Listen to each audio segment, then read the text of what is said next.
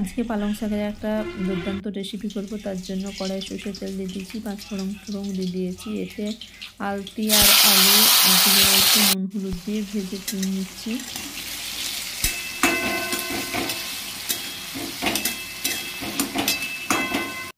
এরপরে এতে কেটে রাখা বেগুনগুলো দিয়ে দিলাম। বেগুনগুলো দিয়ে ভালো করে নেড়ে করে একটু ভেজে নেব। এরপরে কেটে রাখা পালং শাকগুলো দিয়ে দিলাম, ভালো করে নেড়ে একটু ঢাকা দিয়ে দেবো। তারপরে এতে কাশ্মীরি লঙ্কার গুঁড়ো, ধনে গুঁড়ো, জিরে গুঁড়ো আর পোড়া কাঁচা লঙ্কা দিয়ে একটু কষিয়ে নেব। কষানো হয়ে গেলে গরম জল অল্প দিয়ে একটু ঢাকা দিয়ে দেবো। জলটা শুকনো শুকনো হয়ে গেলে নামিয়ে নেব। আমার পালং শাকের নতুন রেসিপি তৈরি হয়ে গেছে। ভিডিওটা দেখার জন্য ধন্যবাদ।